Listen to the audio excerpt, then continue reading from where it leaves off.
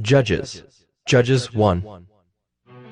After the death of Joshua, the people of Israel inquired of the Lord, "Who shall go up first for us against the Canaanites to fight against them?" The Lord said, Judah shall go up.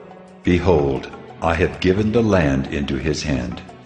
And Judah said to Simeon his brother, Come up with me into the territory allotted to me, that we may fight against the Canaanites. And I likewise will go with you into the territory allotted to you. So Simeon went with him.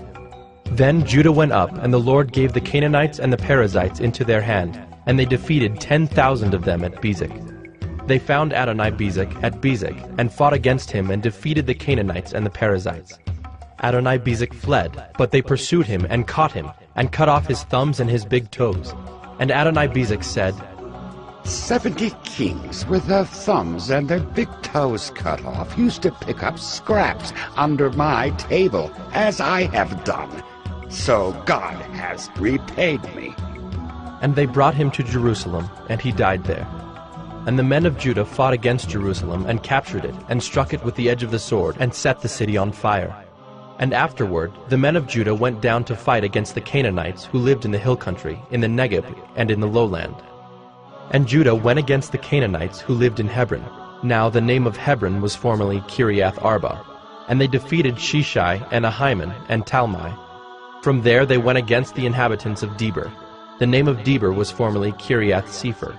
And Caleb said, He who attacks Kiriath Sepher and captures it, I will give him Achsah, my daughter, for a wife. And Othniel, the son of Kenaz, Caleb's younger brother, captured it.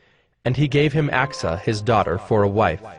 When she came to him, she urged him to ask her father for a field. And she dismounted from her donkey. And Caleb said to her, What do you want? She said to him, Give me a blessing. Since you have set me in the land of the Negeb, give me also springs of water. And Caleb gave her the upper springs and the lower springs. And the descendants of the Kenite, Moses' father-in-law, went up with the people of Judah from the city of palms into the wilderness of Judah, which lies in the Negeb near Arad, and they went and settled with the people. And Judah went with Simeon his brother, and they defeated the Canaanites who inhabited Zephath, and devoted it to destruction. So the name of the city was called Hormah. Judah also captured Gaza with its territory, and Ashkelon with its territory, and Ekron with its territory. And the Lord was with Judah, and he took possession of the hill country, but he could not drive out the inhabitants of the plain, because they had chariots of iron. And Hebron was given to Caleb, as Moses had said, and he drove out from it the 3 sons of Anak. But the people of Benjamin did not drive out the Jebusites who lived in Jerusalem. So the Jebusites have lived with the people of Benjamin in Jerusalem to this day. The house of Joseph also went up against Bethel, and the Lord was with them. And the house of Joseph scouted out Bethel. Now the name of the city was formerly Luz. And the spies saw a man coming out of the city, and they said to him, Please show us the way into the city, and we will deal kindly with you. And he showed them the way into the city. And they struck the city with the edge of the sword, but they let the man and all his family go. And the man went to the land of the Hittites, and built a city, and called its name Luz. That is its name to this day. Manasseh did not drive out the inhabitants of Bethshean and its villages, or Taanach and its villages, or the inhabitants of Dor and its villages, or the inhabitants of Ibleam and its villages, or the inhabitants of Megiddo and its villages, for the Canaanites persisted in dwelling in that land. When Israel grew strong, they put the Canaanites to forced labor, but did not drive them out completely. And Ephraim did not drive out the Canaanites who lived in Gezer, so the Canaanites lived in Gezer among them. Zebulun did not drive out the inhabitants of Kitron, or the inhabitants of Nahalal, so the Canaanites lived among them, but became subject to forced labor. Asher did not drive out the inhabitants of Akko, or the inhabitants of Sidon, or of Alab, or of Akzib, or of Helba, or of Aphik, or of Rehob. So the Asherites lived among the Canaanites, the inhabitants of the land, for they did not drive them out. Naphtali did not drive out the inhabitants of Beth-Shemesh, or the inhabitants of Beth-Anath, so they lived among the Canaanites, the inhabitants of the land.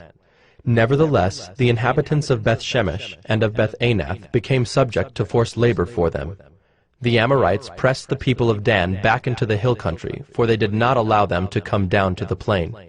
The Amorites persisted in dwelling in Mount Heres, in Ajalon, and in Shaalbim, but the hand of the house of Joseph rested heavily on them, and they became subject to forced labor. And the border of the Amorites ran from the ascent of Akrabim, from Selah and upward.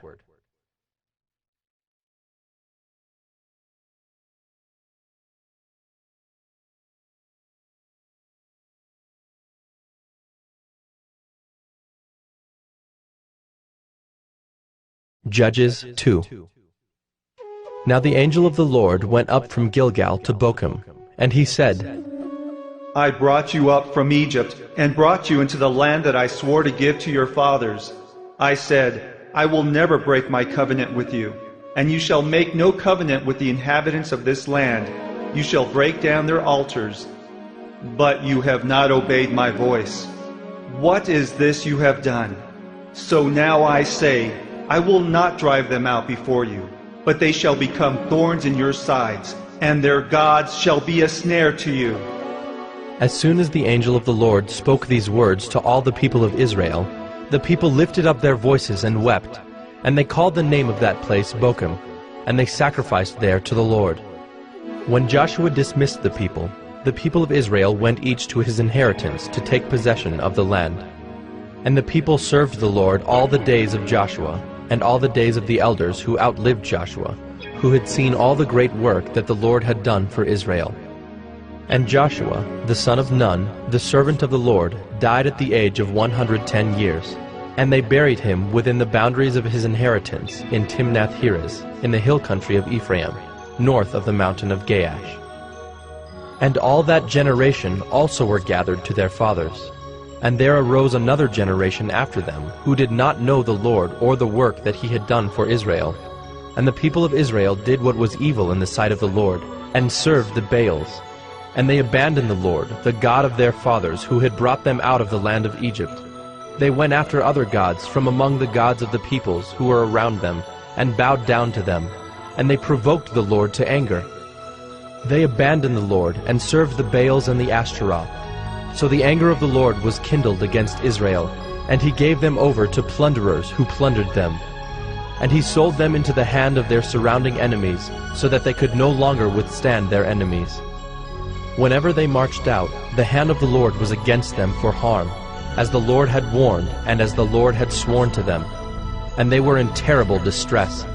Then the Lord raised up judges, who saved them out of the hand of those who plundered them.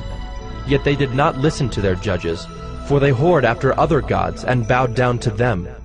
They soon turned aside from the way in which their fathers had walked, who had obeyed the commandments of the Lord, and they did not do so.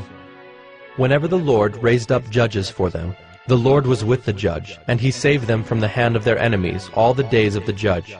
For the Lord was moved to pity by their groaning because of those who afflicted and oppressed them.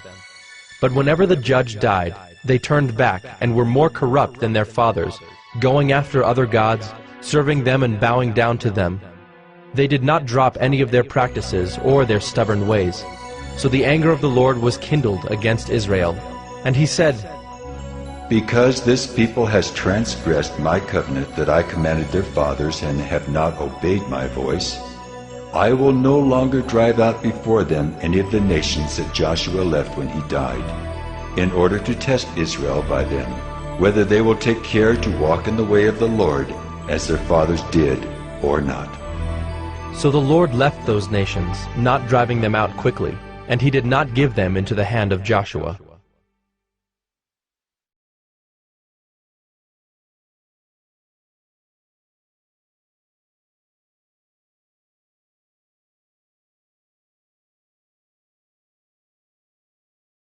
Judges 3. Now these are the nations that the Lord left, to test Israel by them, that is, all in Israel who had not experienced all the wars in Canaan. It was only in order that the generations of the people of Israel might know war, to teach war to those who had not known it before. These are the nations: the 5 lords of the Philistines, and all the Canaanites, and the Sidonians and the Hivites who lived on Mount Lebanon, from Mount Baal Hermon as far as Lebo Hamath. They were for the testing of Israel, to know whether Israel would obey the commandments of the Lord, which he commanded their fathers by the hand of Moses.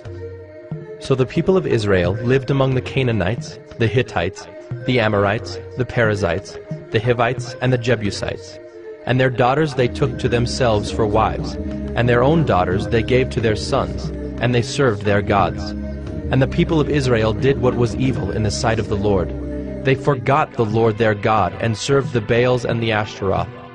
Therefore the anger of the Lord was kindled against Israel, and he sold them into the hand of Cushan-Rishathaim, king of Mesopotamia. And the people of Israel served Cushan-Rishathaim 8 years. But when the people of Israel cried out to the Lord raised up a deliverer for the people of Israel, who saved them, Othniel the son of Kenaz, Caleb's younger brother. The Spirit of the Lord was upon him, and he judged Israel. He went out to war, and the Lord gave Cushan-Rishathaim, king of Mesopotamia, into his hand. And his hand prevailed over Cushan-Rishathaim. So the land had rest 40 years.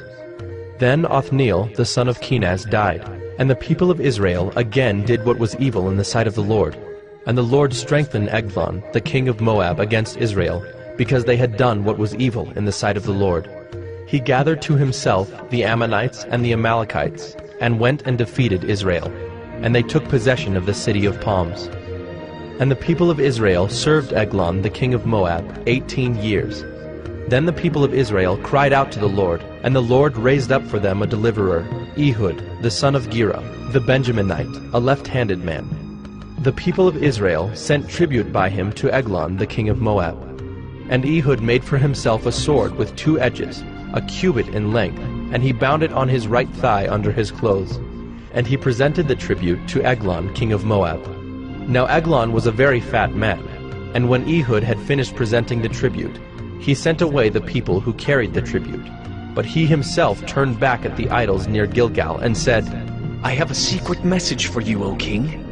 And he commanded, Silence! And all his attendants went out from his presence. And Ehud came to him as he was sitting alone in his cool roof chamber.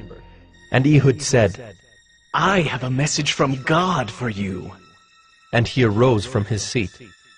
And Ehud reached with his left hand, took the sword from his right thigh, and thrust it into his belly. And the hilt also went in after the blade, and the fat closed over the blade, for he did not pull the sword out of his belly. And the dung came out.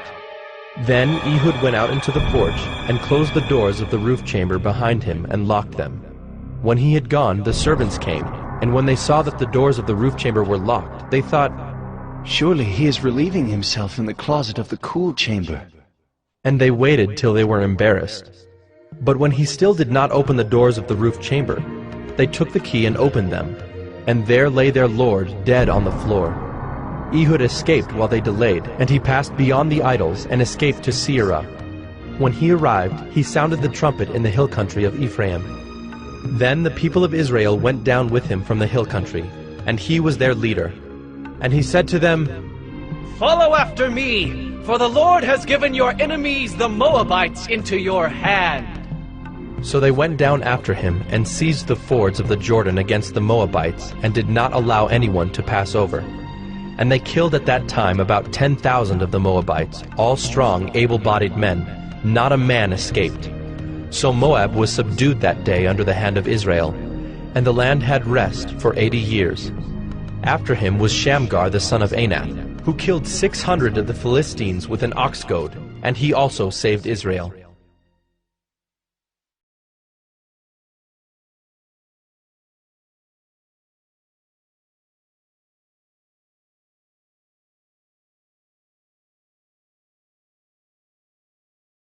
Judges 4. And the people of Israel again did what was evil in the sight of the Lord after Ehud died. And the Lord sold them into the hand of Jabin, king of Canaan, who reigned in Hazor. The commander of his army was Sisera, who lived in Harosheth Hagoyim. Then the people of Israel cried out to the Lord for help, for he had 900 chariots of iron, and he oppressed the people of Israel cruelly for 20 years. Now Deborah, a prophetess, the wife of Lapidoth, was judging Israel at that time. She used to sit under the palm of Deborah between Ramah and Bethel, in the hill country of Ephraim. And the people of Israel came up to her for judgment. She sent and summoned Barak, the son of Abinoam, from Kedesh Naphtali, and said to him, Has not the Lord, the God of Israel, commanded you? Go, gather your men at Mount Tabor, taking 10,000 from the people of Naphtali and the people of Zebulun. And I will draw out Sisera, the general of Jabin's army, to meet you by the river Kishon with his chariots and his troops, and I will give him into your hand." Barak said to her, "If you will go with me, I will go. But if you will not go with me, I will not go." And she said, "I will surely go with you. Nevertheless, the road on which you are going will not lead to your glory, for the Lord will sell Sisera into the hand of a woman." Then Deborah arose and went with Barak to Kedesh. And Barak called out Zebulun and Naphtali to Kedesh. And 10,000 men went up at his heels, and Deborah went up with him. Now Heber the Kenite had separated from the Kenites, the descendants of Hobab, the father-in-law of Moses, and had pitched his tent as far away as the oak in Zaanannim, which is near Kedesh. When Sisera was told that Barak the son of Abinoam had gone up to Mount Tabor, Sisera called out all his chariots, 900 chariots of iron, and all the men who were with him, from Harosheth-Hagoyim to the river Kishon. And Deborah said to Barak, "Up, for this is the day in which the Lord has given Sisera into your hand. Does not the Lord go out before you?" So Barak went down from Mount Tabor with 10,000 men following him. And the Lord routed Sisera and all his chariots and all his army before Barak by the edge of the sword. And Sisera got down from his chariot and fled away on foot. And Barak pursued the chariots and the army to Harosheth-Hagoyim, and all the army of Sisera fell by the edge of the sword. Not a man was left. But Sisera fled away on foot to the tent of Jael, the wife of Heber the Kenite, for there was peace between Jabin, the king of Hazor, and the house of Heber the Kenite. And Jael came out to meet Sisera, and said to him, "Turn aside, my lord. Turn aside to me. Do not be afraid." So he turned aside to her into the tent, and she covered him with a rug. And he said to her, "Please, give me a little water to drink, for I am thirsty." So she opened a skin of milk, and gave him a drink, and covered him. And he said to her, "Stand at the opening of the tent, and if any man comes and asks you, 'Is anyone here?' say, 'No.'" But Jael, the wife of Heber, took a tent peg and took a hammer in her hand. Then she went softly to him, and drove the peg into his temple until it went down into the ground while he was lying fast asleep from weariness. So he died. And behold, as Barak was pursuing Sisera, Jael went out to meet him, and said to him, "Come, and I will show you the man whom you are seeking." So he went into her tent, and there lay Sisera dead with a tent peg in his temple. So on that day God subdued Jabin, the king of Canaan, before the people of Israel. And the hand of the people of Israel pressed harder and harder against Jabin, the king of Canaan, until they destroyed Jabin, king of Canaan.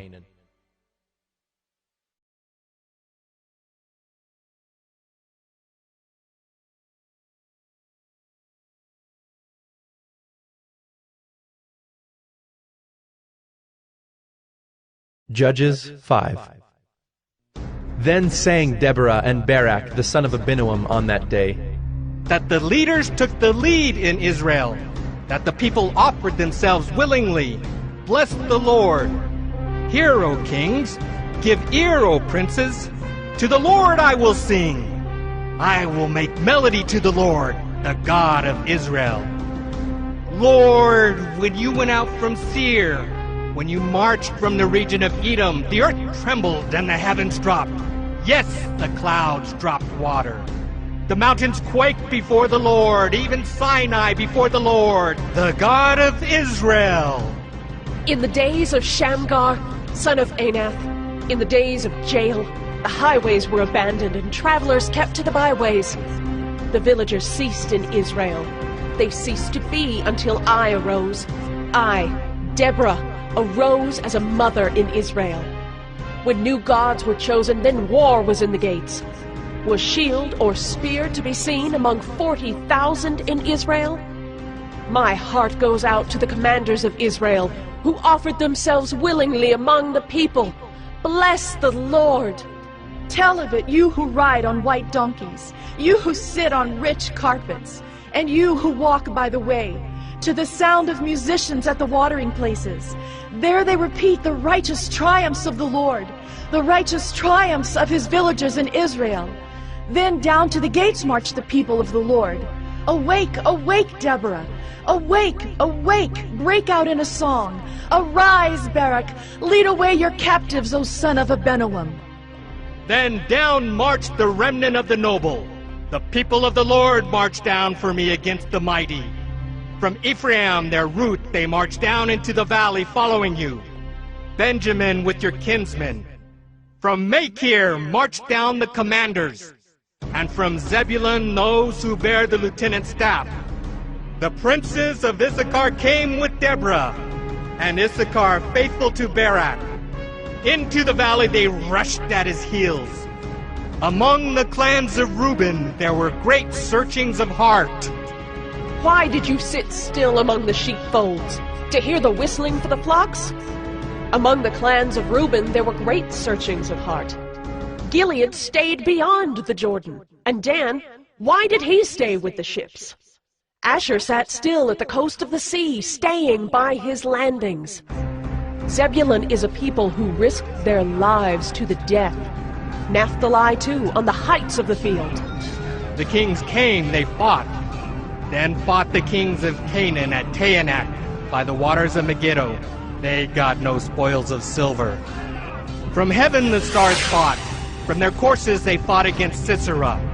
The torrent Kishon swept them away, the ancient torrent, the torrent Kishon. March on, my soul, with might. Then loud beat the horse's hoofs with the galloping of his steeds. Curse Meroz, says the angel of the Lord. Curse its inhabitants thoroughly, because they did not come to the help of the Lord, against the mighty. Most blessed of women be Jael, the wife of Heber the Kenite. Of tent-dwelling women most blessed. He asked water, and she gave him milk. She brought him curds in a noble's bowl.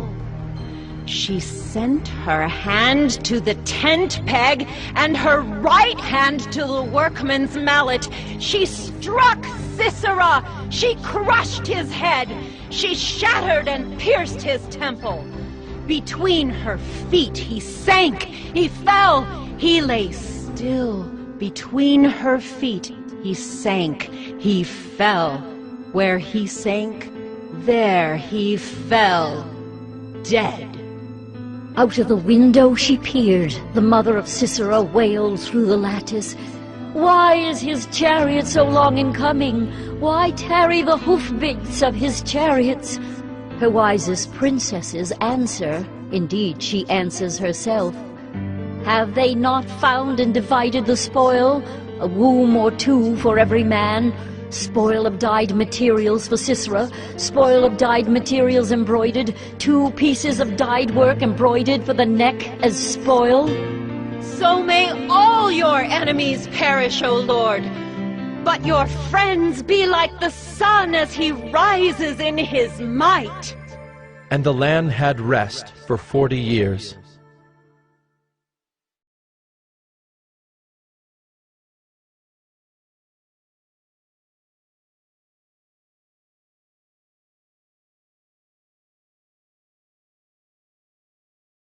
Judges 6. The people of Israel did what was evil in the sight of the Lord, and the Lord gave them into the hand of Midian 7 years. And the hand of Midian overpowered Israel.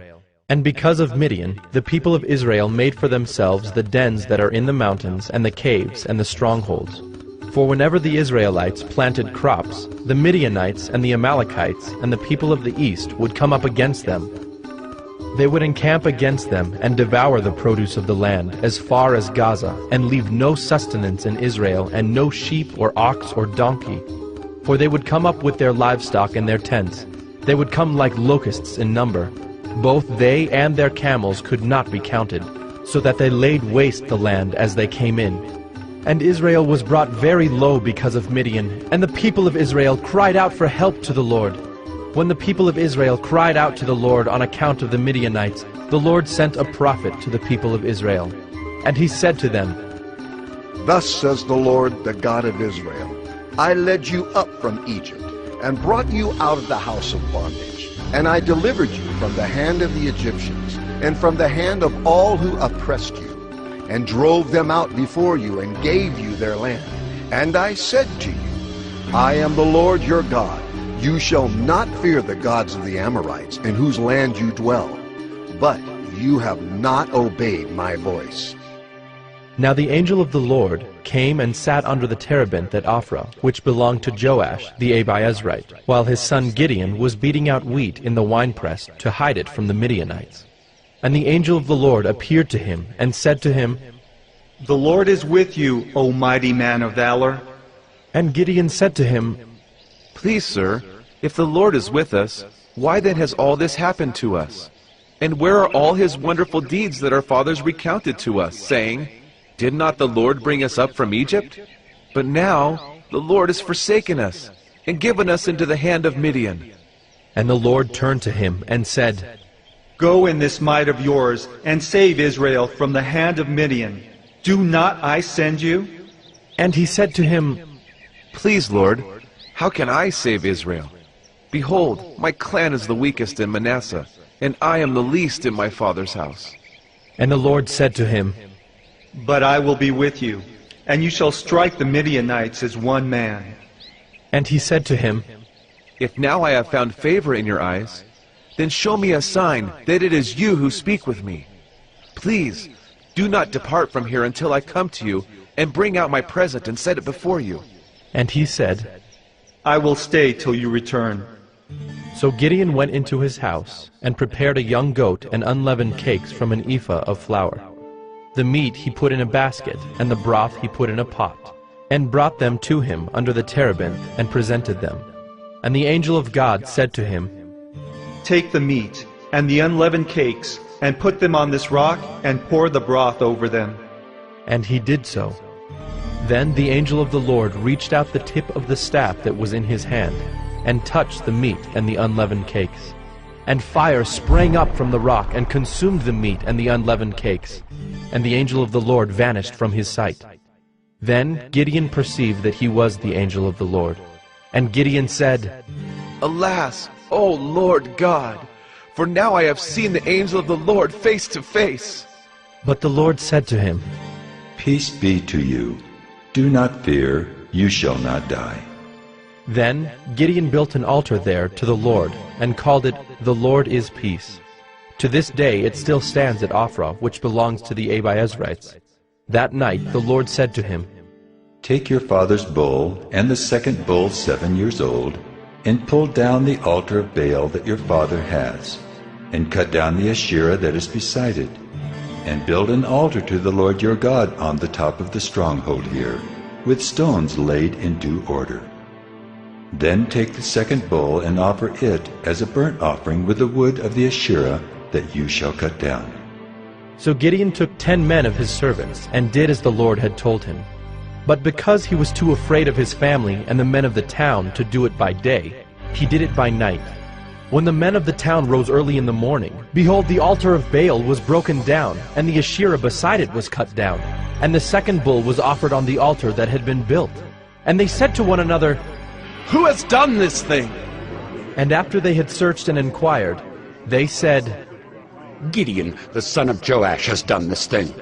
Then the men of the town said to Joash, Bring out your son, that he may die, for he has broken down the altar of Baal and cut down the Asherah beside it.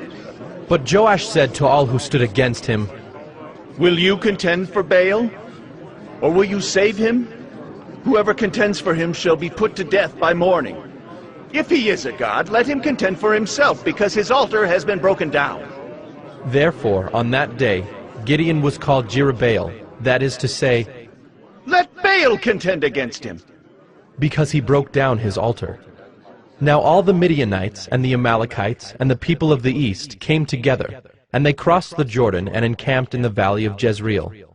But the Spirit of the Lord clothed Gideon, and he sounded the trumpet, and the Abiezrites were called out to follow him. And he sent messengers throughout all Manasseh, and they too were called out to follow him. And he sent messengers to Asher, Zebulun, and Naphtali, and they went up to meet them. Then Gideon said to God, "If you will save Israel by my hand, as you have said, behold, I am laying a fleece of wool on the threshing floor.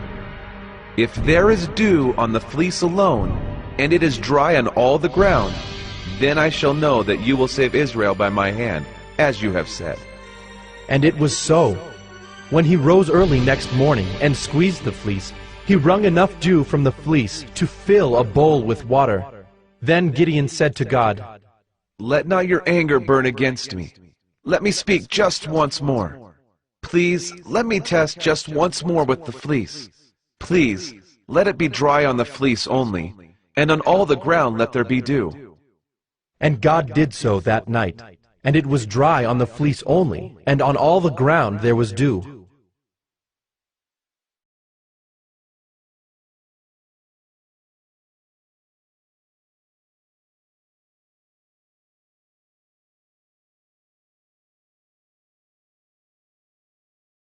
Judges 7. Then Jerubbaal, that is Gideon, and all the people who were with him rose early and encamped beside the spring of Harod. And the camp of Midian was north of them, by the hill of Moreh in the valley. The Lord said to Gideon, "The people with you are too many for me to give the Midianites into their hand, lest Israel boast over me, saying, 'My own hand has saved me.' Now therefore proclaim in the ears of the people, saying, 'Whoever is fearful and trembling, let him return home, and hurry away from Mount Gilead.'" Then 22,000 of the people returned, and 10,000 remained. And the Lord said to Gideon, "The people are still too many. Take them down to the water, and I will test them for you there. And any one of whom I say to you, 'This one shall go with you,' shall go with you. And any one of whom I say to you, 'This one shall not go with you,' shall not go." So he brought the people down to the water. And the Lord said to Gideon, "Everyone who laps the water with his tongue as a dog laps, you shall set by himself. Likewise, everyone who kneels down to drink." And the number of those who lapped, putting their hands to their mouths, was 300 men. But all the rest of the people knelt down to drink water. And the Lord said to Gideon, "With the 300 men who lapped, I will save you, and give the Midianites into your hand, and let all the others go, every man to his home." So the people took provisions in their hands and their trumpets. And he sent all the rest of Israel, every man to his tent, but retained the 300 men. And the camp of Midian was below him in the valley. That same night the Lord said to him, "Arise, go down against the camp, for I have given it into your hand. But if you are afraid to go down to the camp with Purah your servant, and you shall hear what they say. And afterward your hands shall be strengthened to go down against the camp." Then he went down with Purah his servant to the outposts of the armed men who were in the camp. And the Midianites and the Amalekites and all the people of the east lay along the valley like locusts in abundance, and their camels were without number as the sand that is on the seashore in abundance. When Gideon came, behold, a man was telling a dream to his comrade. And he said, "Behold, I dreamed a dream, and behold, a cake of barley bread tumbled into the camp of Midian, and came to the tent and struck it so that it fell, and turned it upside down, so that the tent lay flat." And his comrade answered, "This is no other than the sword of Gideon, the son of Joash, a man of Israel. God has given into his hand Midian and all the camp." As soon as Gideon heard the telling of the dream and its interpretation, he worshipped, and he returned to the camp of Israel and said, "Arise, for the Lord has given the host of Midian into your hand." And he divided the 300 men into 3 companies, and put trumpets into the hands of all of them, and empty jars with torches inside the jars. And he said to them, "Look at me, and do likewise. When I come to the outskirts of the camp, do as I do. When I blow the trumpet, I and all who are with me, then blow the trumpets also on every side of all the camp, and shout, 'For the Lord and for Gideon!'" So Gideon and the 100 men who were with him came to the outskirts of the camp at the beginning of the middle watch, when they had just set the watch. And they blew the trumpets and smashed the jars that were in their hands. Then the 3 companies blew the trumpets and broke the jars. They held in their left hands the torches, and in their right hands the trumpets to blow. And they cried out, "A sword for the Lord and for Gideon!" Every man stood in his place around the camp, and all the army ran. They cried out and fled. When they blew the 300 trumpets, the Lord set every man's sword against his comrade, and against all the army. And the army fled as far as Bethshittah toward Zererah, as far as the border of Abel-Meholah by Tabbath. And the men of Israel were called out from Naphtali and from Asher and from all Manasseh, and they pursued after Midian. Gideon sent messengers throughout all the hill country of Ephraim, saying, "Come down against the Midianites and capture the waters against them, as far as Beth-barah and also the Jordan." So all the men of Ephraim were called out, and they captured the waters as far as Beth-barah and also the Jordan. And they captured the 2 princes of Midian, Oreb and Zeeb. They killed Oreb at the rock of Oreb, and Zeeb they killed at the winepress of Zeeb.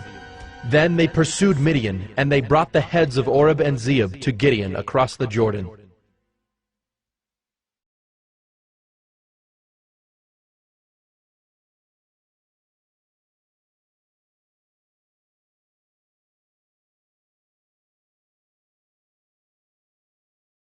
Judges 8.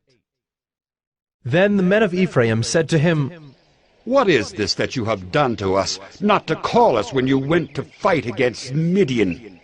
And they accused him fiercely. And he said to them, "What have I done now in comparison with you? Is not the gleaning of the grapes of Ephraim better than the grape harvest of Abiezer? God has given into your hands the princes of Midian, Oreb and Zeeb. What have I been able to do in comparison with you?" Then their anger against him subsided when he said this. And Gideon came to the Jordan and crossed over, he and the 300 men who were with him, exhausted yet pursuing. So he said to the men of Succoth, "Please give loaves of bread to the people who follow me, for they are exhausted, and I am pursuing after Zebah and Zalmunna, the kings of Midian." And the officials of Succoth said, "Are the hands of Zebah and Zalmunna already in your hand, that we should give bread to your army?" So Gideon said, "Well then, when the Lord has given Zebah and Zalmunna into my hand, I will flail your flesh with the thorns of the wilderness and with briars." And from there he went up to Penuel, and spoke to them in the same way, and the men of Penuel answered him as the men of Succoth had answered. And he said to the men of Penuel, "When I come again in peace, I will break down this tower." Now Zebah and Zalmunna were in Karkor with their army, about 15,000 men, all who were left of all the army of the people of the east, for there had fallen 120,000 men who drew the sword. And Gideon went up by the way of the tent dwellers, east of Nobah and Jogbehah, and attacked the army, for the army felt secure. And Zebah and Zalmunna fled, and he pursued them and captured the 2 kings of Midian, Zebah and Zalmunna. And he threw all the army into a panic. Then Gideon the son of Joash returned from the battle by the ascent of Heres, and he captured a young man of Succoth and questioned him. And he wrote down for him the officials and elders of Succoth, 77 men. And he came to the men of Succoth and said, "Behold, Zebah and Zalmunna, about whom you taunted me, saying, 'Are the hands of Zebah and Zalmunna already in your hand, that we should give bread to your men who are exhausted?' And he took the elders of the city, and he took thorns of the wilderness and briars, and with them taught the men of Succoth a lesson. And he broke down the tower of Penuel, and killed the men of the city. Then he said to Zebah and Zalmunna, 'Where are the men whom you killed at Tabor?' They answered, "As you are, so were they. Every one of them resembled the son of a king." And he said, "They were my brothers, the sons of my mother. As the Lord lives, if you had saved them alive, I would not kill you." So he said to Jether his firstborn, "Rise and kill them!" But the young man did not draw his sword, for he was afraid because he was still a young man. Then Zebah and Zalmunna said, "Rise yourself and fall upon us, for as the man is, so is his strength." And Gideon arose and killed Zebah and Zalmunna, and he took the crescent ornaments that were on the necks of their camels. Then the men of Israel said to Gideon, "Rule over us, you and your son and your grandson also, for you have saved us from the hand of Midian." Gideon said to them, "I will not rule over you, and my son will not rule over you. The Lord will rule over you." And Gideon said to them, "Let me make a request of you. every one of you give me the earrings from his spoil. For they had golden earrings, because they were Ishmaelites. And they answered, We will willingly give them. And they spread a cloak, and every man threw in it the earrings of his spoil. And the weight of the golden earrings that he requested was 1,700 shekels of gold, besides the crescent ornaments, and the pendants, and the purple garments worn by the kings of Midian, and besides the collars that were around the necks of their camels. And Gideon made an ephod of it, and put it in his city, in Ophrah. And all Israel whored after it there, and it became a snare to Gideon and to his family.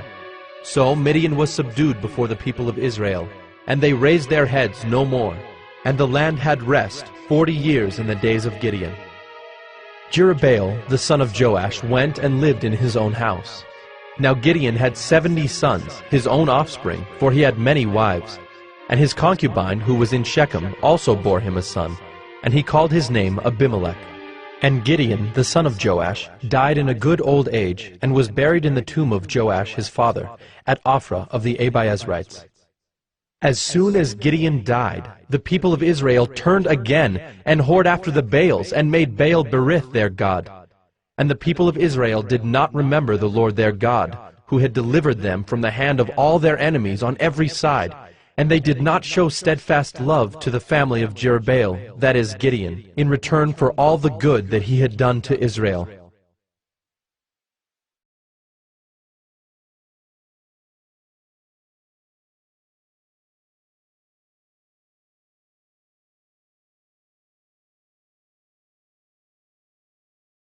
Judges 9.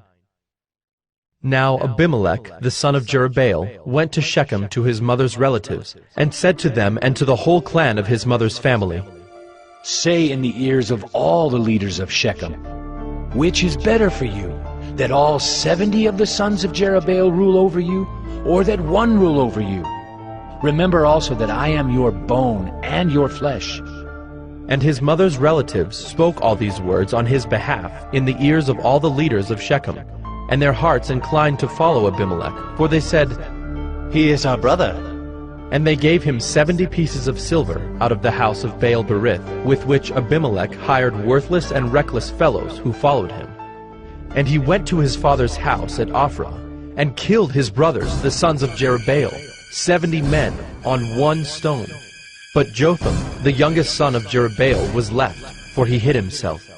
And all the leaders of Shechem came together, and all Beth Millo, and they went and made Abimelech king by the oak of the pillar at Shechem. When it was told to Jotham, he went and stood on top of Mount Gerizim, and cried aloud, and said to them, Listen to me, you leaders of Shechem, that God may listen to you. The trees once went out to anoint a king over them, and they said to the olive tree, Reign over us. But the olive tree said to them, Shall I leave my abundance by which gods and men are honored, and go hold sway over the trees? And the trees said to the fig tree, You come and reign over us. But the fig tree said to them, Shall I leave my sweetness and my good fruit, and go hold sway over the trees? And the tree said to the vine, You come and reign over us. But the vine said to them, Shall I leave my wine that cheers God and men, and go hold sway over the trees? Then all the trees said to the bramble, You come and reign over us. And the bramble said to the trees, If in good faith you are anointing me king over you, then come and take refuge in my shade. But if not, let fire come out of the bramble and devour the cedars of Lebanon. Now, therefore, if you acted in good faith and integrity when you made Abimelech king, and if you have dealt well with Jerubbaal and his house, and have done to him as his deeds deserved, for my father fought for you and risked his life and delivered you from the hand of Midian, and you have risen up against my father's house this day, and have killed his sons, 70 men on one stone, and have made Abimelech, the son of his female servant, king over the leaders of Shechem, because he is your relative. If you then have acted in good faith and integrity with Jerubbaal and with his house this day, then rejoice in Abimelech, and let him also rejoice in you. But if not, let fire come out from Abimelech and devour the leaders of Shechem and Beth Millo. And let fire come out from the leaders of Shechem and from Beth Millo and devour Abimelech. And Jotham ran away and fled and went to Beer and lived there because of Abimelech his brother. Abimelech ruled over Israel 3 years. And God sent an evil spirit between Abimelech and the leaders of Shechem. And the leaders of Shechem dealt treacherously with Abimelech, that the violence done to the 70 sons of Jerubbaal might come, and their blood be laid on Abimelech their brother who killed them, and on the men of Shechem who strengthened his hands to kill his brothers. And the leaders of Shechem put men in ambush against him on the mountaintops, and they robbed all who passed by them along that way. And it was told to Abimelech. And Gaal, the son of Ebed, moved into Shechem with his relatives. And the leaders of Shechem put confidence in him. And they went out into the field and gathered the grapes from their vineyards, and trod them and held a festival. And they went into the house of their God, and ate and drank, and reviled Abimelech. And Gaal, the son of Ebed, said, Who is Abimelech? And who are we of Shechem that we should serve him? Is he not the son of Jerubbaal? And is not Zebul his officer? Serve the men of Hamor, the father of Shechem? But why should we serve him? Would that this people were under my hand. Then I would remove Abimelech. I would say to Abimelech, Increase your army, and come out. When Zebul, the ruler of the city, heard the words of Gaal, the son of Ebed, his anger was kindled. And he sent messengers to Abimelech secretly, saying, Behold, Gaal the son of Ebed and his relatives have come to Shechem, and they are stirring up the city against you. Now therefore, go by night, you and the people who are with you, and set an ambush in the field. And then, in the morning, as soon as the sun is up, rise early and rush upon the city. And when he and the people who are with him come out against you, you may do to them as your hand finds to do. So Abimelech and all the men who were with him rose up by night and set an ambush against Shechem in 4 companies. And Gaal, the son of Ebed, went out and stood in the entrance of the gate of the city. And Abimelech and the people who were with him rose from the ambush. And when Gaal saw the people, he said to Zebul, Look, people are coming down from the mountaintops. And Zebul said to him, You mistake the shadow of the mountains for men. Gaal spoke again and said, Look, people are coming down from the center of the land, and one company is coming from the direction of the diviner's oak. Then Zebul said to him, Where is your mouth now, you who said, Who is Abimelech that we should serve him? Are not these the people whom you despise? Go out now and fight with them. And Gaal went out at the head of the leaders of Shechem and fought with Abimelech. And Abimelech chased him, and he fled before him. And many fell wounded up to the entrance of the gate. And Abimelech lived at Arumah, and Zebul drove out Gaal and his relatives so that they could not dwell at Shechem. On the following day, the people went out into the field, and Abimelech was told. He took his people and divided them into 3 companies, and set an ambush in the fields. And he looked and saw the people coming out of the city. So he rose against them and killed them.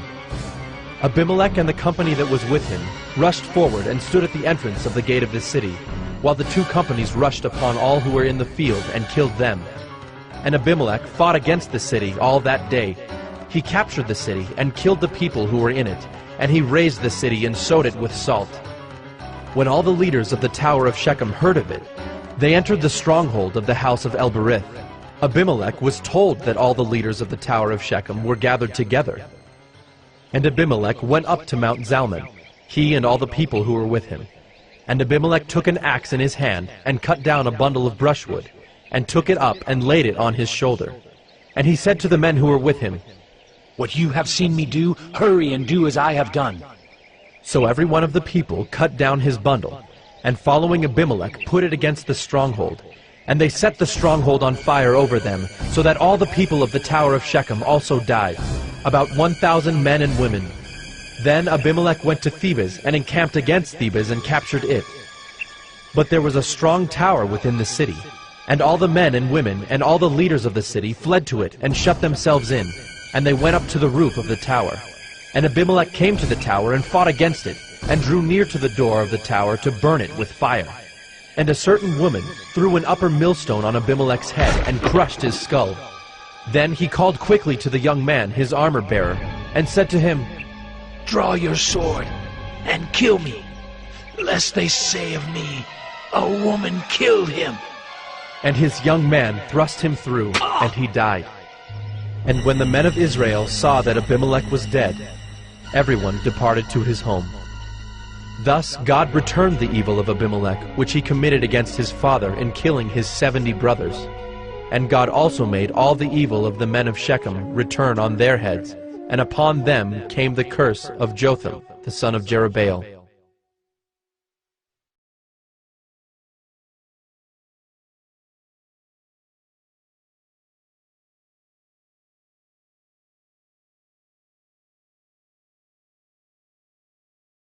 Judges 10.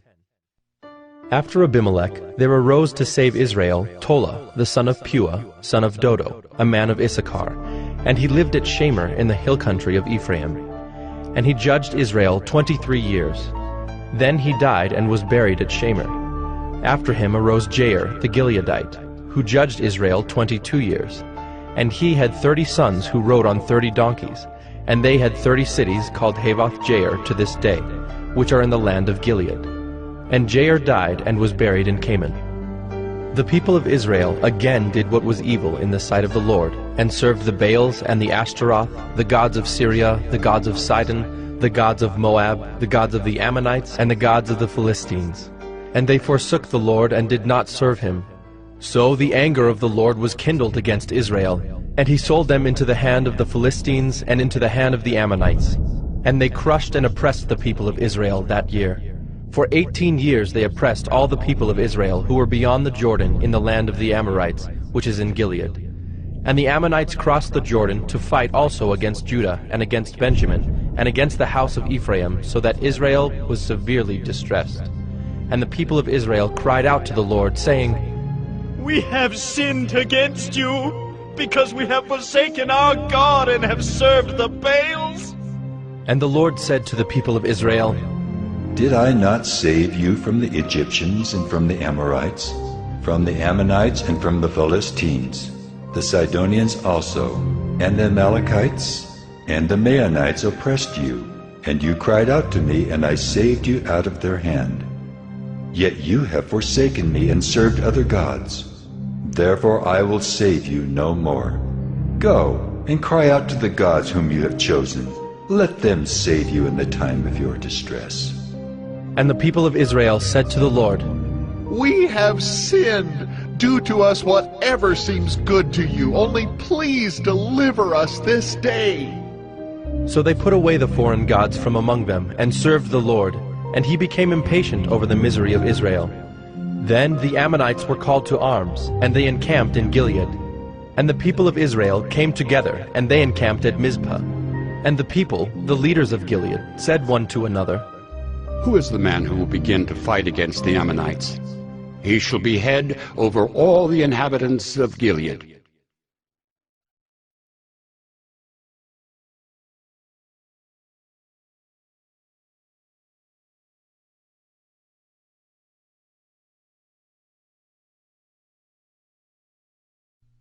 Judges 11. Now Jephthah the Gileadite was a mighty warrior, but he was the son of a prostitute. Gilead was the father of Jephthah, and Gilead's wife also bore him sons. And when his wife's sons grew up, they drove Jephthah out and said to him, "You shall not have an inheritance in our father's house, for you are the son of another woman." Then Jephthah fled from his brothers and lived in the land of Tob. And worthless fellows collected around Jephthah and went out with him. After a time the Ammonites made war against Israel. And when the Ammonites made war against Israel, the elders of Gilead went to bring Jephthah from the land of Tob. And they said to Jephthah, "Come and be our leader, that we may fight against the Ammonites." But Jephthah said to the elders of Gilead, "Did you not hate me and drive me out of my father's house? Why have you come to me now when you are in distress?" And the elders of Gilead said to Jephthah, "That is why we have turned to you now, that you may go with us and fight against the Ammonites. and be our head over all the inhabitants of Gilead. Jephthah said to the elders of Gilead, If you bring me home again to fight against the Ammonites, and the Lord gives them over to me, I will be your head. And the elders of Gilead said to Jephthah, The Lord will be witness between us if we do not do as you say. So Jephthah went with the elders of Gilead, and the people made him head and leader over them. And Jephthah spoke all his words before the Lord at Mizpah. Then Jephthah sent messengers to the king of the Ammonites, and said, What do you have against me, that you have come to me to fight against my land? And the king of the Ammonites answered the messengers of Jephthah, Because Israel, on coming up from Egypt, took away my land, from the Arnon to the Jabbok and to the Jordan. Now therefore, restore it peaceably. Jephthah again sent messengers to the king of the Ammonites, and said to him, Thus says Jephthah, Israel did not take away the land of Moab or the land of the Ammonites. But when they came up from Egypt, Israel went through the wilderness to the Red Sea and came to Kadesh. Israel then sent messengers to the king of Edom, saying, Please, let us pass through your land. But the king of Edom would not listen. And they sent also to the king of Moab, but he would not consent. So Israel remained at Kadesh. Then they journeyed through the wilderness, and went around the land of Edom and the land of Moab, and arrived on the east side of the land of Moab, and camped on the other side of the Arnon. But they did not enter the territory of Moab, for the Arnon was the boundary of Moab. Israel then sent messengers to Sihon, king of the Amorites, king of Heshbon, and Israel said to him, Please, let us pass through your land to our country. But Sihon did not trust Israel to pass through his territory. So Sihon gathered all his people together and encamped at Jahaz, and fought with Israel. And the Lord, the God of Israel, gave Sihon and all his people into the hand of Israel, and they defeated them. So Israel took possession of all the land of the Amorites, who inhabited that country.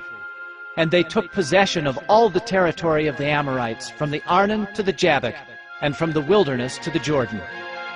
So then the Lord, the God of Israel, dispossessed the Amorites from before his people Israel. And are you to take possession of them? Will you not possess what Chemosh your God gives you to possess? And all that the Lord our God has dispossessed before us, we will possess. Now, are you any better than Balak the son of Zippor, king of Moab? Did he ever contend against Israel, or did he ever go to war with them? While Israel lived in Heshbon and its villages, and in Aroer and its villages, and in all the cities that are on the banks of the Arnon, 300 years, why did you not deliver them within that time? I therefore have not sinned against you, and you do me wrong by making war on me. The Lord, the judge, decide this day between the people of Israel and the people of Ammon. But the king of the Ammonites did not listen to the words of Jephthah that he sent to him. Then the Spirit of the Lord was upon Jephthah, and he passed through Gilead and Manasseh, and passed on to Mizpah of Gilead. And from Mizpah of Gilead he passed on to the Ammonites. And Jephthah made a vow to the Lord, and said, If you will give the Ammonites into my hand, then whatever comes out from the doors of my house to meet me when I return in peace from the Ammonites shall be the Lord's, and I will offer it up for a burnt offering. So Jephthah crossed over to the Ammonites to fight against them, and the Lord gave them into his hand. And he struck them from Aroer to the neighborhood of Minnith, 20 cities, and as far as Abel-Keramim, with a great blow. So the Ammonites were subdued before the people of Israel. Then Jephthah came to his home at Mizpah. And behold, his daughter came out to meet him with tambourines and with dances. She was his only child. Besides her he had neither son nor daughter. And as soon as he saw her, he tore his clothes and said, Alas, my daughter, you have brought me very low, and you have become the cause of great trouble to me. For I have opened my mouth to the Lord, and I cannot take back my vow. And she said to him, My father, you have opened your mouth to the Lord. Do to me according to what has gone out of your mouth, now that the Lord has avenged you on your enemies, on the Ammonites. So she said to her father, Let this thing be done for me, Leave me alone 2 months, that I may go up and down on the mountains and weep for my virginity, I and my companions. So he said, Go. Then he sent her away for 2 months, and she departed, she and her companions, and wept for her virginity on the mountains. And at the end of 2 months she returned to her father, who did with her according to his vow that he had made. She had never known a man, and it became a custom in Israel that the daughters of Israel went year by year to lament the daughter of Jephthah the Gileadite 4 days in the year.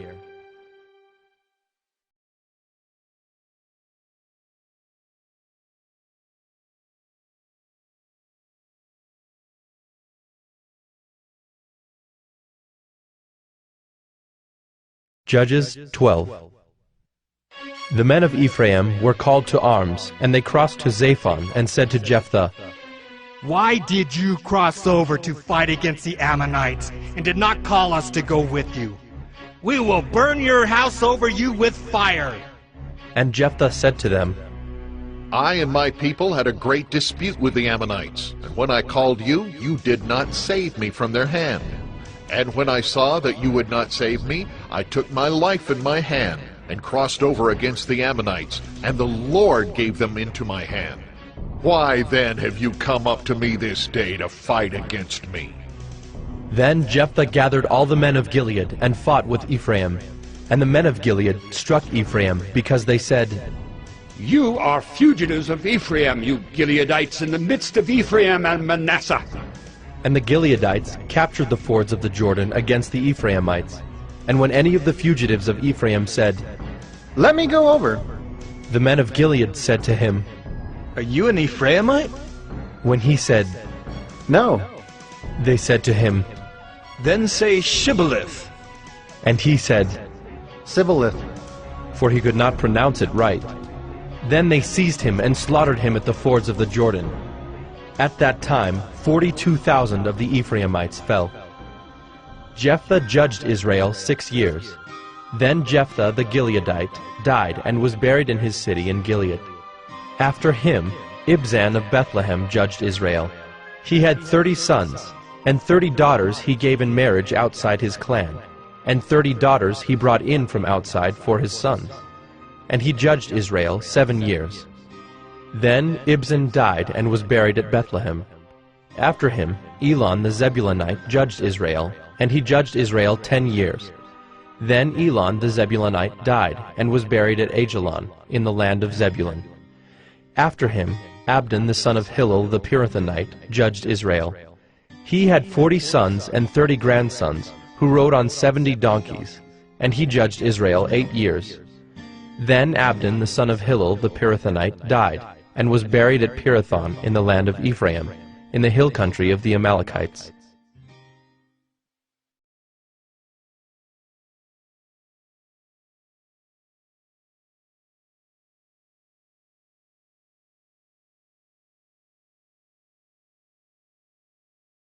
Judges 13.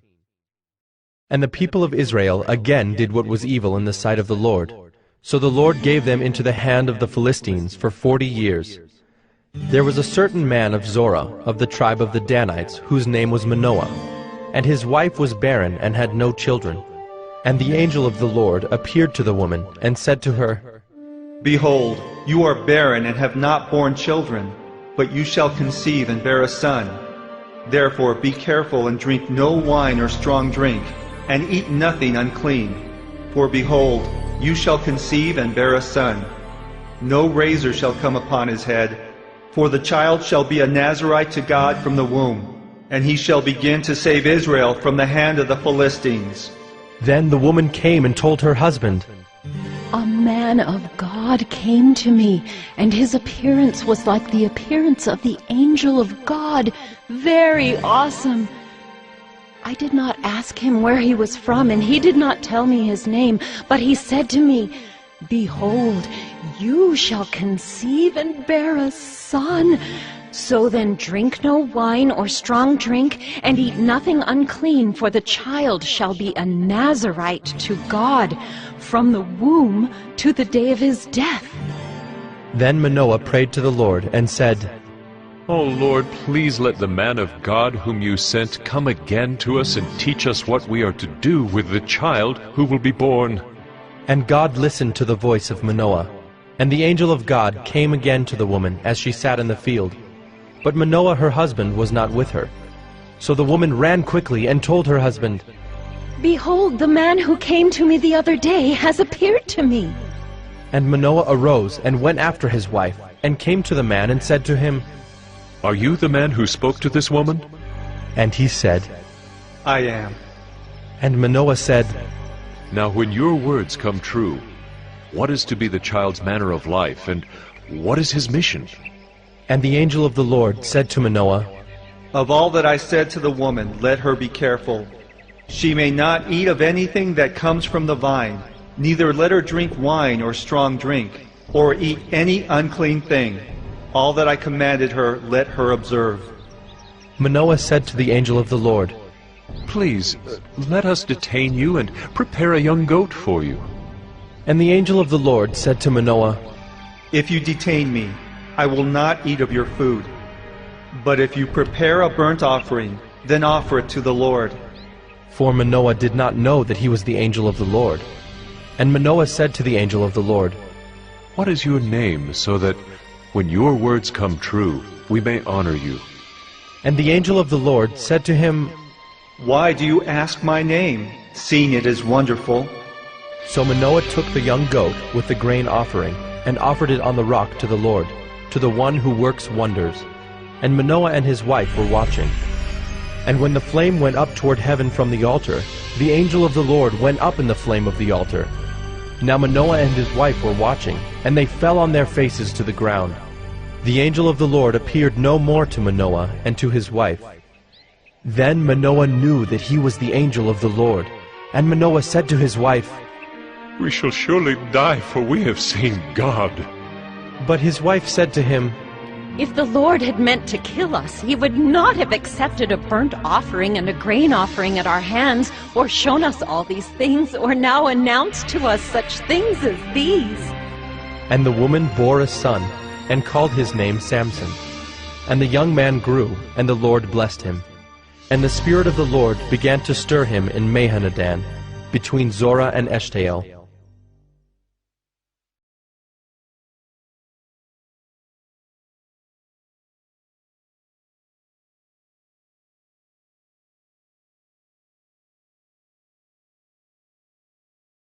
Judges 14.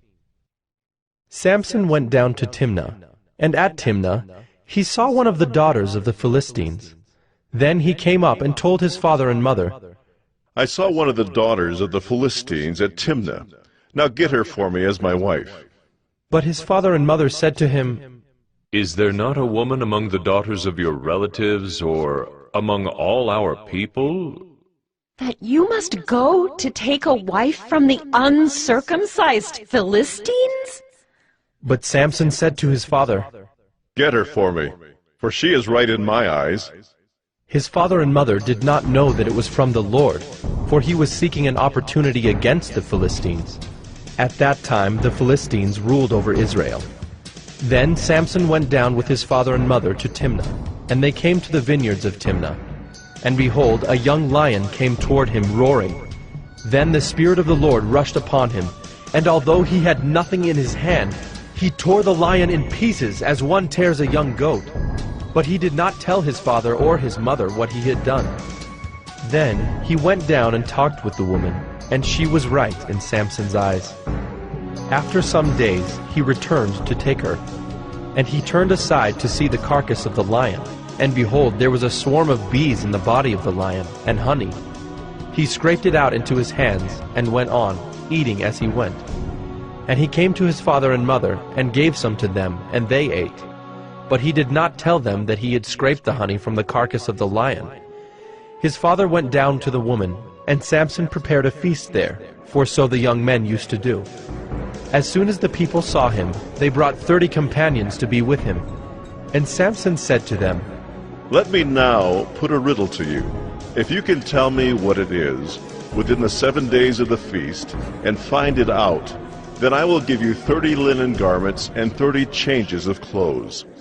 But if you cannot tell me what it is, then you shall give me 30 linen garments and 30 changes of clothes. And they said to him, Put your riddle that we may hear it. And he said to them, Out of the eater came something to eat. Out of the strong came something sweet. And in 3 days they could not solve the riddle. On the 4th day they said to Samson's wife, Entice your husband to tell us what the riddle is, lest we burn you and your father's house with fire. Have you invited us here to impoverish us?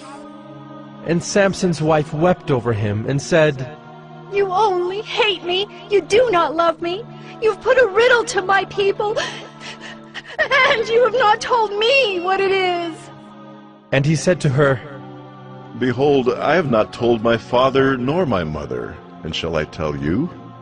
She wept before him the 7 days that their feast lasted. And on the 7th day he told her, because she pressed him hard.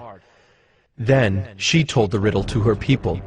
And the men of the city said to him on the 7th day, before the sun went down, What is sweeter than honey? What is stronger than a lion?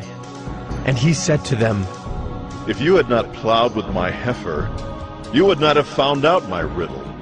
And the Spirit of the Lord rushed upon him, and he went down to Ashkelon, and struck down 30 men of the town, and took their spoil, and gave the garments to those who had told the riddle.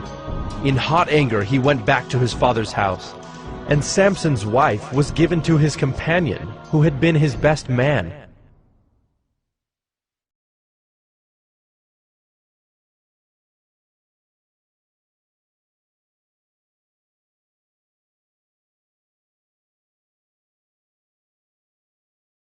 Judges 15.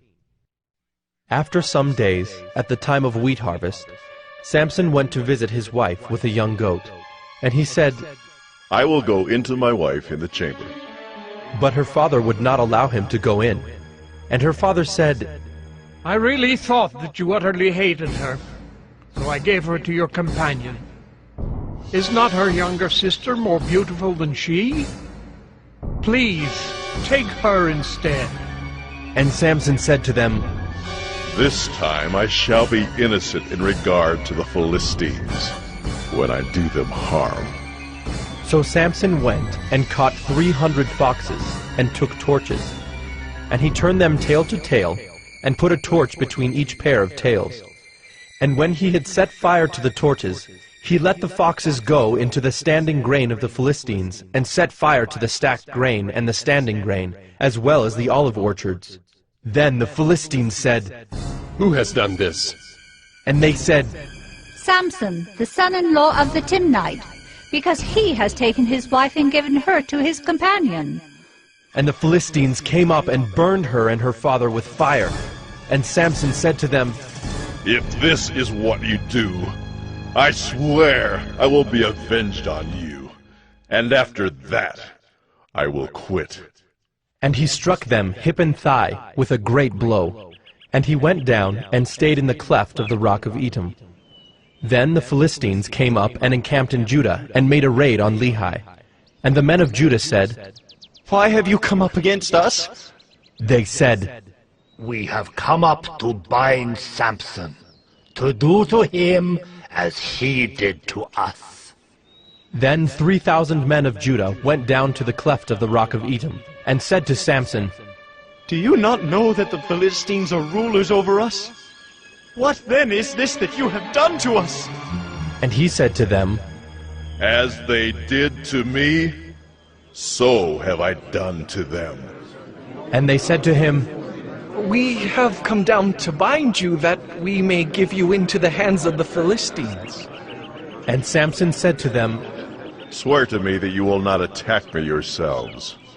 They said to him, No, we will only bind you and give you into their hands. We will surely not kill you. So they bound him with 2 new ropes, and brought him up from the rock. When he came to Lehi, the Philistines came shouting to meet him. Then the Spirit of the Lord rushed upon him, and the ropes that were on his arms became as flax that has caught fire, and his bonds melted off his hands. And he found a fresh jawbone of a donkey, and put out his hand and took it, and with it he struck 1,000 men. And Samson said, With a jawbone of a donkey, heaps upon heaps, with a jawbone of a donkey have I struck down 1,000 men. As soon as he had finished speaking, he threw away the jawbone out of his hand, and that place was called Ramoth-Lehi. And he was very thirsty, and he called upon the Lord and said, You have granted this great salvation by the hand of your servant. And shall I now die of thirst and fall into the hands of the uncircumcised? And God split open the hollow place that is at Lehi, and water came out from it. And when he drank, his spirit returned, and he revived. Therefore the name of it was called En-Hakkore. It is at Lehi to this day. And he judged Israel in the days of the Philistines 20 years.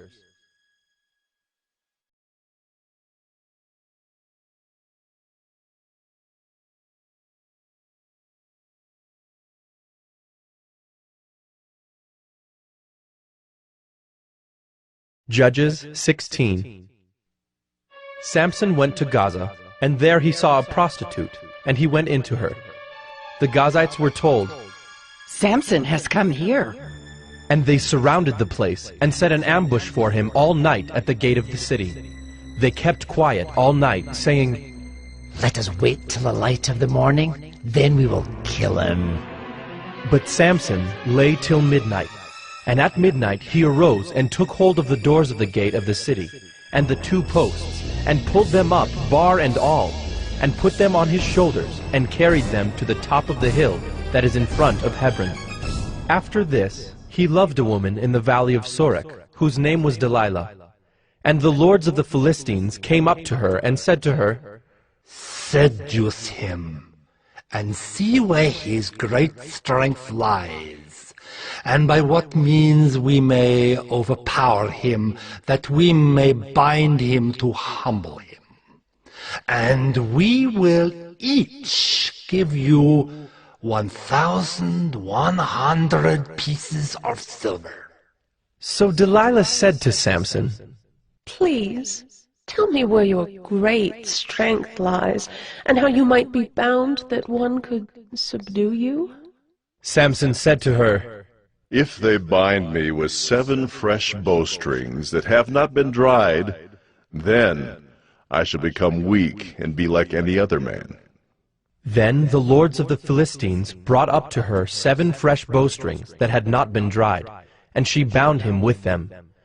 Now she had men lying in ambush in an inner chamber, and she said to him, The Philistines are upon you, Samson. But he snapped the bowstrings, as a thread of flax snaps when it touches the fire. So the secret of his strength was not known. Then Delilah said to Samson, Behold, you have mocked me and told me lies. Please, tell me how you might be bound.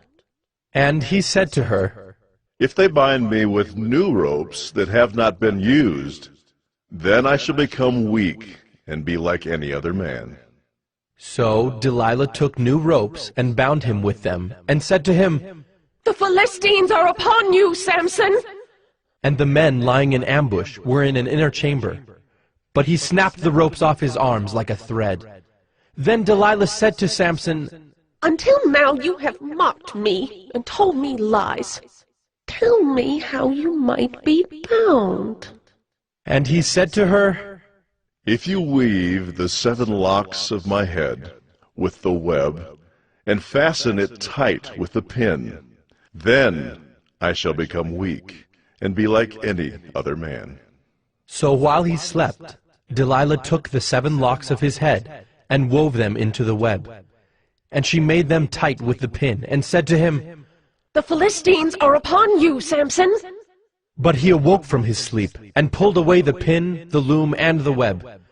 And she said to him, How can you say I love you when your heart is not with me? You have mocked me these 3 times, and you have not told me where your great strength lies. And when she pressed him hard with her words, day after day, and urged him, his soul was vexed to death. And he told her all his heart, and said to her, A razor has never come upon my head, for I have been a Nazirite to God from my mother's womb. If my head is shaved, then my strength will leave me, and I shall become weak and be like any other man. When Delilah saw that he had told her all his heart, she sent and called the lords of the Philistines, saying, Come up again, for he has told me all his heart. Then the lords of the Philistines came up to her and brought the money in their hands. She made him sleep on her knees, and she called a man and had him shave off the 7 locks of his head. Then she began to torment him, and his strength left him. And she said, The Philistines are upon you, Samson. And he awoke from his sleep and said, I will go out as at other times and shake myself free. But he did not know that the Lord had left him. And the Philistines seized him and gouged out his eyes, and brought him down to Gaza, and bound him with bronze shackles. And he ground at the mill in the prison. But the hair of his head began to grow again, after it had been shaved. Now the lords of the Philistines gathered to offer a great sacrifice to Dagon their god, and to rejoice. And they said, Our God has given Samson, our enemy, into our hands. And when the people saw him, they praised their God, for they said, Our God has given our enemy into our hand, the ravager of our country who has killed many of us. And when their hearts were merry, they said, Call Samson, that he may entertain us. So they called Samson out of the prison, and he entertained them. They made him stand between the pillars. And Samson said to the young man who held him by the hand, Let me feel the pillars on which the house rests, that I may lean against them. Now the house was full of men and women. All the lords of the Philistines were there, and on the roof there were about 3,000 men and women, who looked on while Samson entertained. Then Samson called to the Lord and said, O Lord God, please remember me, and please strengthen me only this once. O God, that I may be avenged on the Philistines for my 2 eyes. And Samson grasped the 2 middle pillars on which the house rested, and he leaned his weight against them, his right hand on the one and his left hand on the other. And Samson said, Let me die with the Philistines.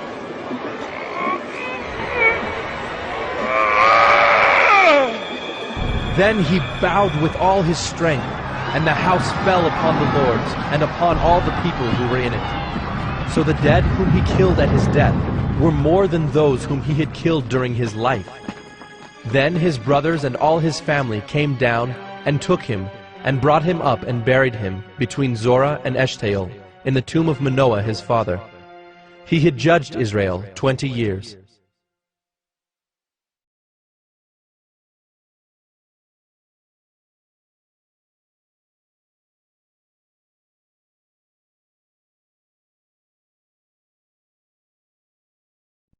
Judges 17. There was a man of the hill country of Ephraim, whose name was Micah. And he said to his mother, The 1,100 pieces of silver that were taken from you, about which you uttered a curse, and also spoke it in my ears, behold, the silver is with me. I took it. And his mother said, Blessed be my son by the Lord. And he restored the 1,100 pieces of silver to his mother. And his mother said, I dedicate the silver to the Lord from my hand for my son, to make a carved image and a metal image. Now therefore I will restore it to you. So when he restored the money to his mother took 200 pieces of silver, and gave it to the silversmith, who made it into a carved image and a metal image. And it was in the house of Micah. And the man Micah had a shrine, and he made an ephod and household gods, and ordained one of his sons, who became his priest. In those days there was no king in Israel. Everyone did what was right in his own eyes. Now there was a young man of Bethlehem in Judah, of the family of Judah, who was a Levite, and he sojourned there. And the man departed from the town of Bethlehem in Judah to sojourn where he could find a place. And as he journeyed, he came to the hill country of Ephraim, to the house of Micah. And Micah said to him, Where do you come from? And he said to him, I am a Levite of Bethlehem in Judah, and I'm going to sojourn where I may find a place. And Micah said to him, Stay with me, and be to me a father and a priest, and I will give you 10 pieces of silver a year, and a suit of clothes, and your living. And the Levite went in, and the Levite was content to dwell with the man, and the young man became to him like one of his sons. And Micah ordained the Levite, and the young man became his priest, and was in the house of Micah. Then Micah said, Now I know that the Lord will prosper me, because I have a Levite as priest.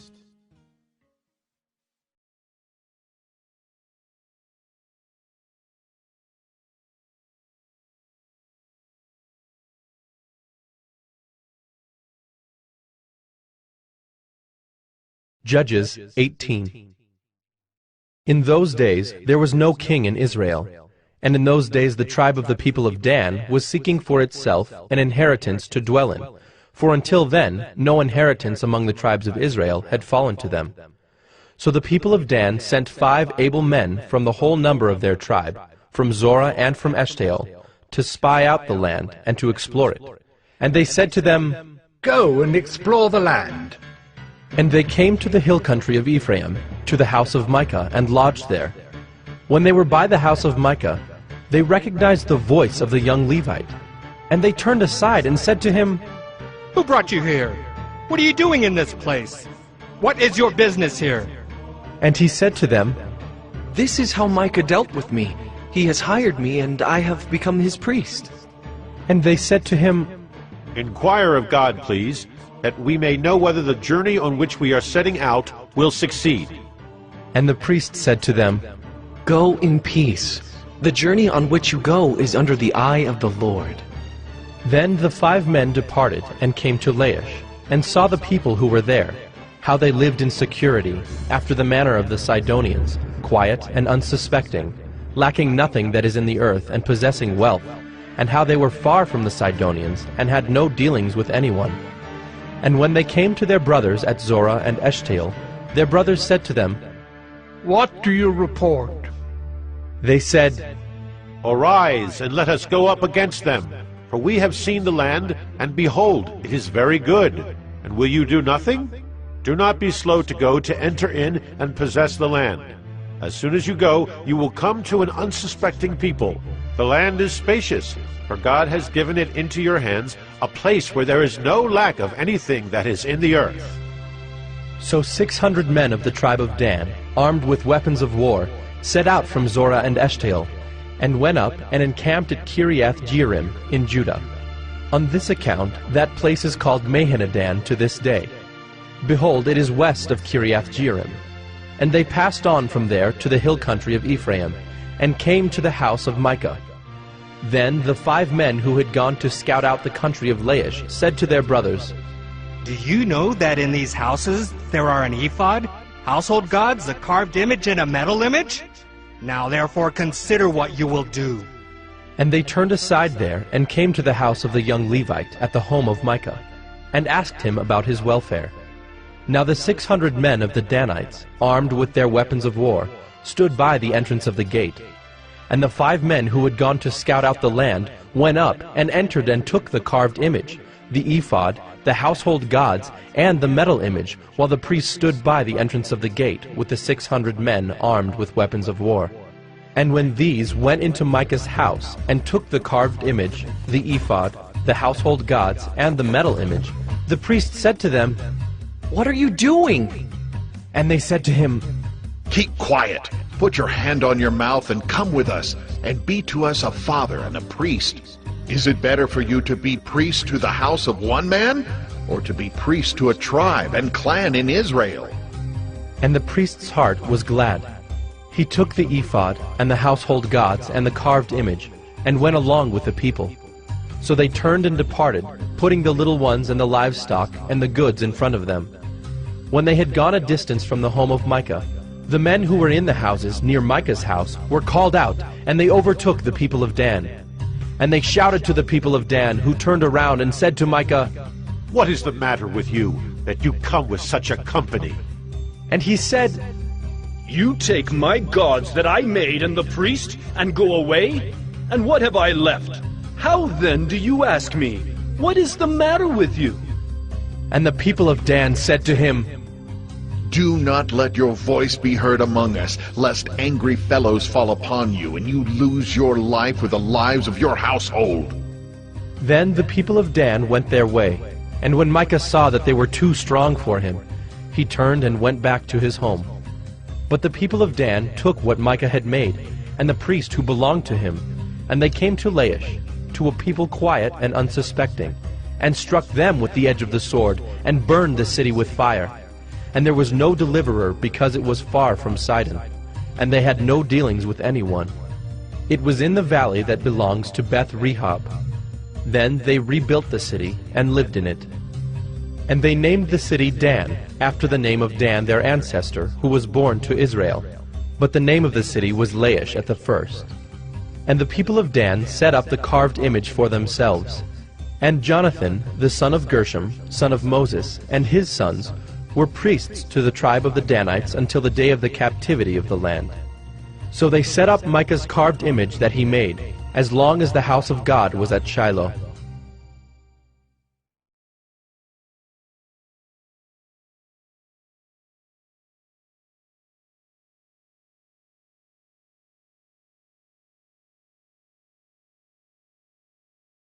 Judges 19. In those days, when there was no king in Israel, a certain Levite was sojourning in the remote parts of the hill country of Ephraim, who took to himself a concubine from Bethlehem in Judah.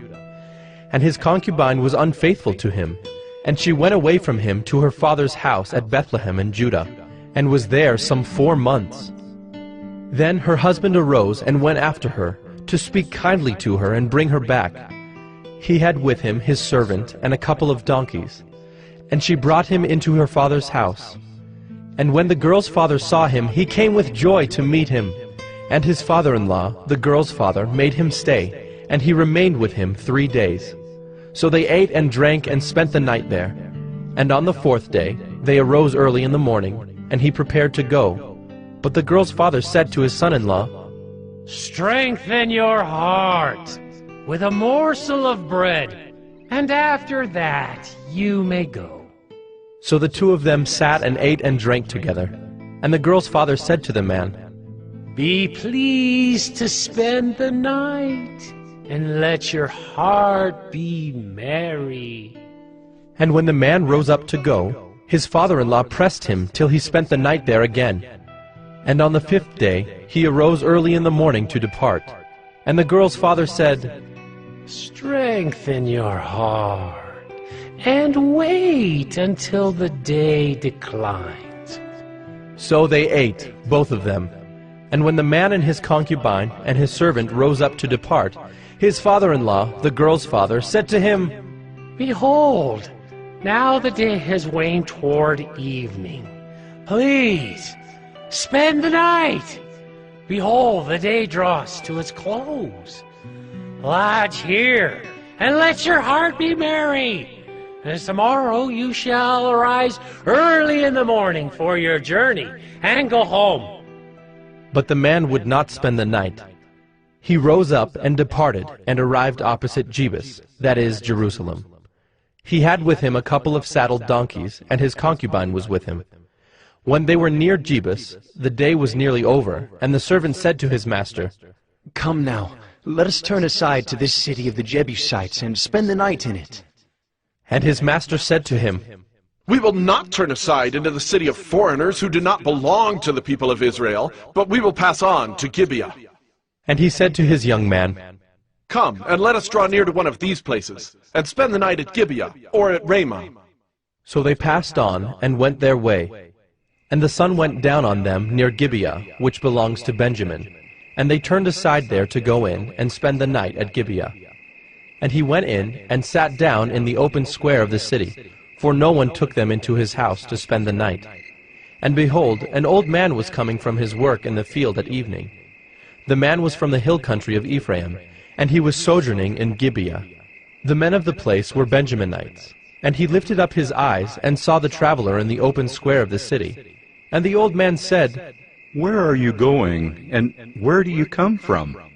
And he said to him, We are passing from Bethlehem in Judah to the remote parts of the hill country of Ephraim, from which I come. I went to Bethlehem in Judah, and I am going to the house of the Lord, but no one has taken me into his house. We have straw and feed for our donkeys, with bread and wine for me and your female servant and the young man with your servants. There is no lack of anything. And the old man said, Peace be to you. I will care for all your wants, only do not spend the night in the square. So he brought him into his house, and gave the donkeys feed. And they washed their feet, and ate and drank. As they were making their hearts merry, behold, the men of the city, worthless fellows, surrounded the house, beating on the door. And they said to the old man, the master of the house, Bring out the man who came into your house, that we may know him. And the man, the master of the house, went out to them, and said to them, No, my brothers, do not act so wickedly. Since this man has come into my house, do not do this vile thing. Behold, here are my virgin daughter and his concubine. Let me bring them out now. Violate them and do with them what seems good to you, but against this man do not do this outrageous thing. But the men would not listen to him. So the man seized his concubine and made her go out to them. And they knew her and abused her all night until the morning. And as the dawn began to break, they let her go. And as morning appeared, the woman came and fell down at the door of the man's house where her master was, until it was light. And her master rose up in the morning, and when he opened the doors of the house and went out to go on his way, behold, there was his concubine lying at the door of the house, with her hands on the threshold. He said to her, Get up, let us be going. But there was no answer. Then he put her on the donkey, and the man rose up and went away to his home. And when he entered his house, he took a knife, and taking hold of his concubine, he divided her limb by limb into 12 pieces, and sent her throughout all the territory of Israel. And all who saw it said, Such a thing has never happened, or been seen from the day that the people of Israel came up out of the land of Egypt until this day. Consider it, take counsel, and speak.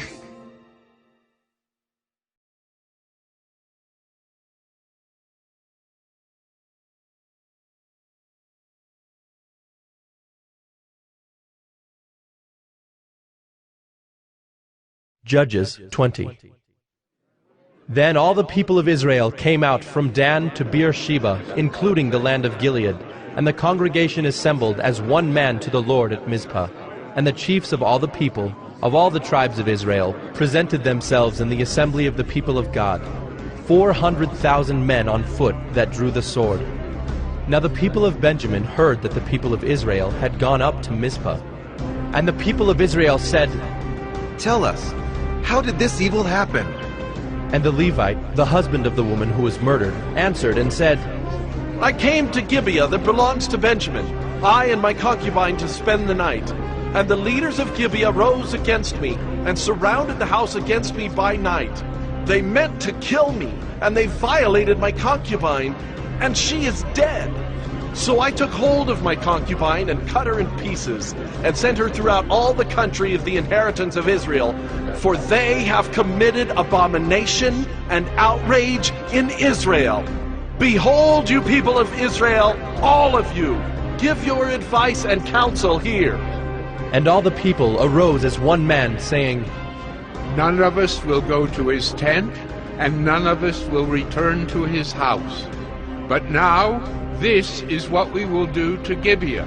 We will go up against it by lot, and we will take 10 men of 100 throughout all the tribes of Israel, and 100 of 1,000, and 1,000 of 10,000, to bring provisions for the people, that when they come, they may repay Gibeah of Benjamin for all the outrage that they have committed in Israel. So all the men of Israel gathered against the city, united as one man.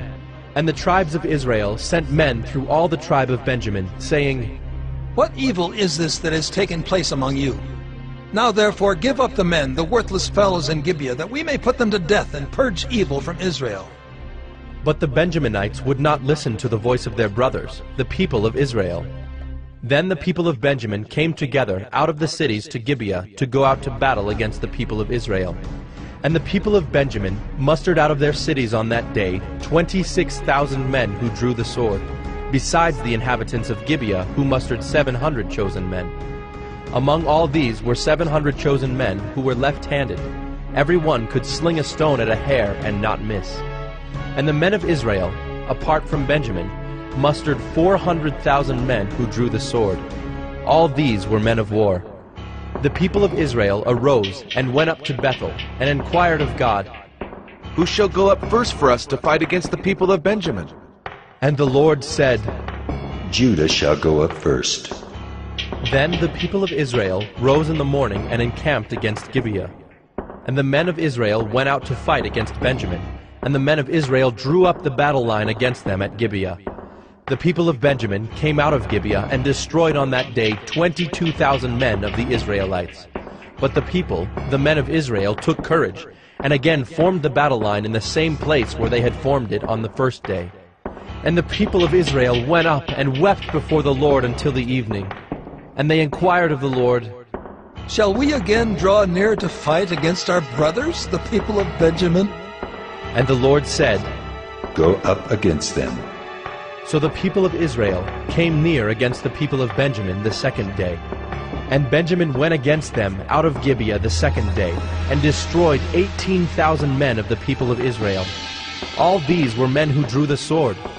Then all the people of Israel, the whole army, went up and came to Bethel and wept. They sat there before the Lord and fasted that day until evening, and offered burnt offerings and peace offerings before the Lord. And the people of Israel inquired of the Lord, for the ark of the covenant of God was there in those days.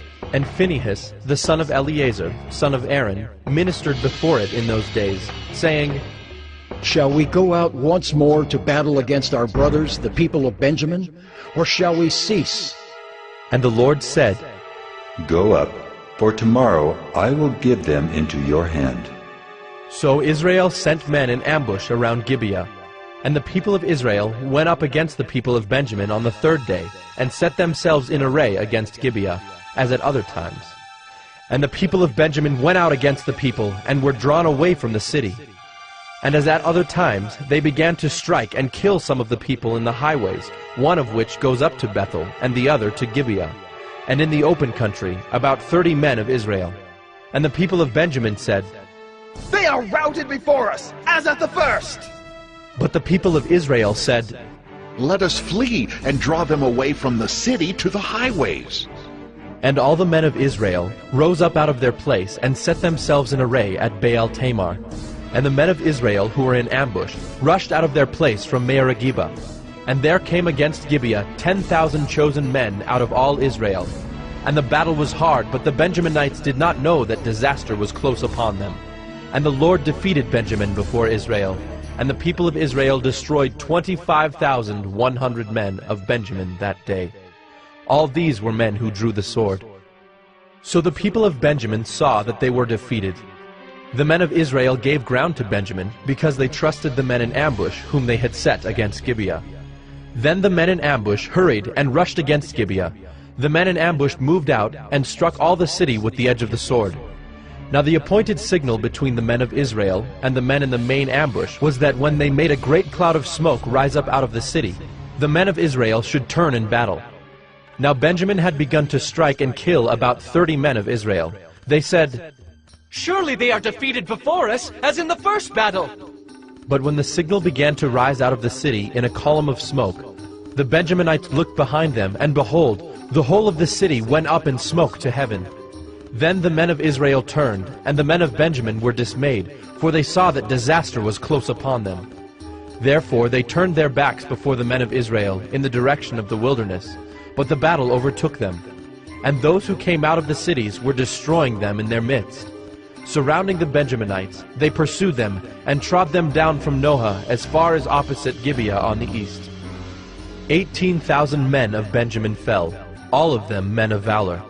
And they turned and fled toward the wilderness, to the rock of Rimmon. 5,000 men of them were cut down in the highways. And they were pursued hard to Gidom, and 2,000 men of them were struck down. So all who fell that day of Benjamin were 25,000 men who drew the sword, all of them men of valor. But 600 men turned and fled toward the wilderness to the rock of Rimmon, and remained at the rock of Rimmon 4 months. And the men of Israel turned back against the people of Benjamin, and struck them with the edge of the sword, the city, men and beasts, and all that they found. And all the towns that they found they set on fire.